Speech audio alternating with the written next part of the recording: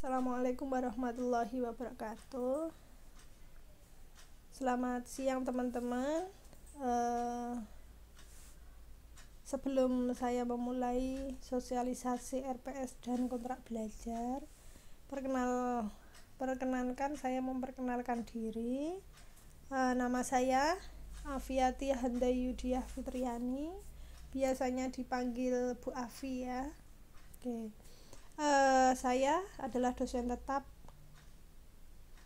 Prodi Ilmu Perpustakaan Fakultas Adab dan Ilmu Budaya UIN Sunan Kalijaga, Yogyakarta. Saya diminta untuk membantu mengajar di FEBI dengan dua prodi ya, prodi MKS dan prodi ES. Saya adalah alumni Universitas 11 Maret Surakarta,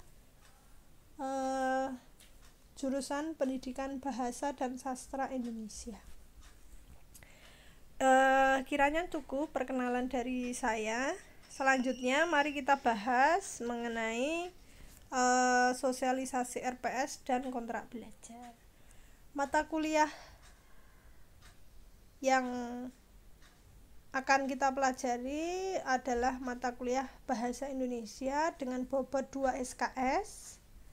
Jenis mata kuliahnya adalah wajib, kedudukannya adalah mata kuliah nasional.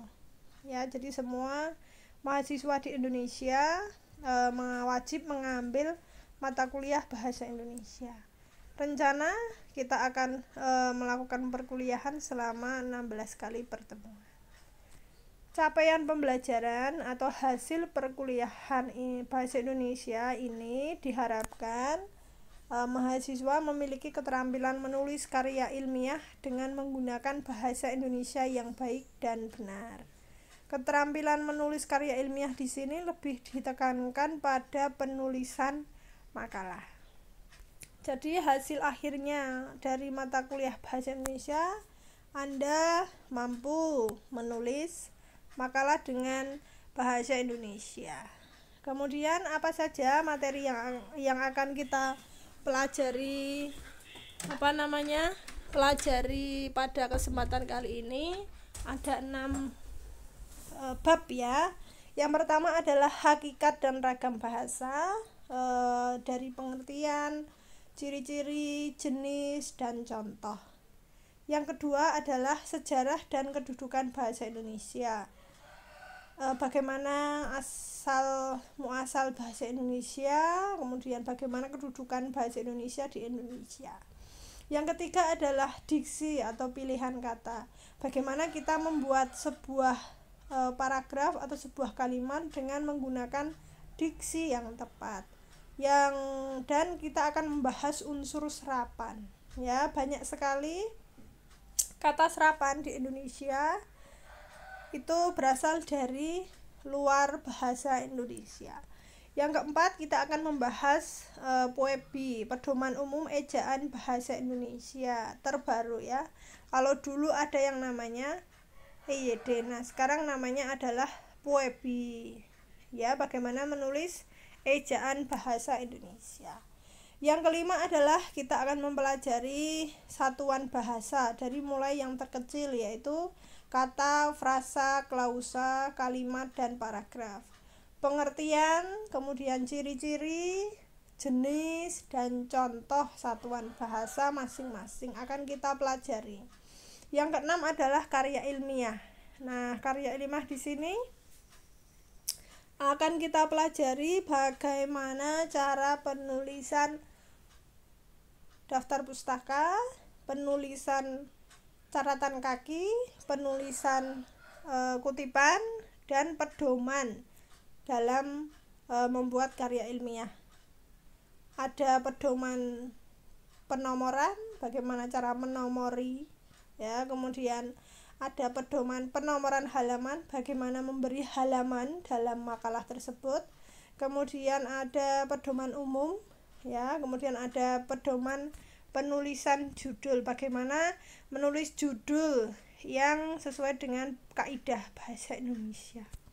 Metode pembelajaran yang kita gunakan, yang pertama menggunakan ceramah ya, yang kedua adalah diskusi, yang ketiga demonstrasi, dan yang keempat adalah penugasan. Untuk diskusi bisa dilaksanakan atau bisa didiskusikan melalui komentar yang ada di e-learning ya. Oke. Kemudian media yang digunakan dalam kuliah ada beberapa media. Yang pertama adalah Zoom, yang kedua menggunakan e-learning, yang ketiga menggunakan WA. Sudah ada grup WA-nya. Kemudian nilai bahasa Indonesia itu dapat diperoleh dari ada UAS, UTS, tugas. Nah, saya tidak menggunakan istilah itu ya. Saya menggunakan istilah uji kompetensi ya. Di sini ada 3 kali uji kompetensi. Uji kompetensi 3 itu bobotnya 35%. Kalau di SIA nanti hasil nilainya itu nilai UAS. Bisa dilihat di nilai UAS pada SIA. Yang kedua uji kompetensi 2 bobotnya 30%, itu kalau di SIA dinilai UTS. Yang ketiga ada uji kompetensi 1 bobotnya 25%, di SIA nanti di kolom tugas. Yang keempat cara menilainya dari kehadiran, keaktifan, dan penguasaan materi, bobotnya 10%. Untuk kehadiran di pedoman akademik sudah dijelaskan minimal kehadiran 75%. Nah, kehadiran ini bisa dilihat di SIA. Jadi setelah ada perkuliahan selesai, maka kehadiran akan diinput di SIA. Yang kedua dengan mengakses atau masuk ke e-learning UIN Suka. Kehadiran itu bisa dinyatakan hadir. Mahasiswa bisa dinyatakan hadir jika membaca atau menyimak materi perkuliahan yang ada pada pertemuan tersebut ya. Kemudian untuk waktu presensi itu 1 hari. Kalau MKS berarti hari Kamis ya. Jadi Anda boleh buka e-learning itu kapanpun selama 1 hari itu, hari Kamis itu. Gitu ya. Kemudian untuk keaktifan ini didapat dari mengajukan pertanyaan. Ya, mengajukan pertanyaan dalam kolom komentar. Ya, selain mengajukan pertanyaan, Anda boleh menambah atau menjelaskan materi kuliah atau menyanggah boleh ya untuk keaktifan. Kemudian untuk penguasaan materi, nilai ini didapat dengan membuat ringkasan. Ringkasan itu bisa berupa paragraf ya atau kata-kata, atau bisa dalam bentuk mind map sesuai dengan bagiannya. Mind map ringkasan ini silakan dikumpulkan 1 hari sebelum kuliah ya ke email yang sudah tertera di situ. Kemudian subjek atau judul emailnya adalah bi.mks, tergantung kelasnya. Kalau kelasnya A ditulis A, kalau B ditulis B, C ditulis C, D ditulis D. Setelah itu diikuti dengan NIM. NIM itu adalah 3 digit terakhir. Bagiannya ya, ada 30 bab. Ringkasan ini bisa ditulis tangan ya. Setelah ditulis tangan dengan jelas, maka silakan difoto lalu dikirim ke email, atau boleh diketik komputer ya. Oke. Resume ini tidak dibatasi halamannya, yang penting materinya lengkap. Dan yang terakhir adalah referensi atau sumbernya itu ditulis di bawah ya. Oke.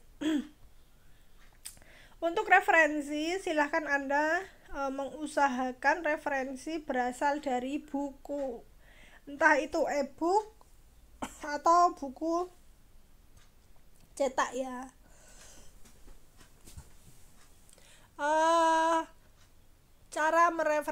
Cara meringkasnya tidak boleh copy paste. Jadi Anda baca referensi entah itu dari buku atau dari sumber lain ya, dari internet.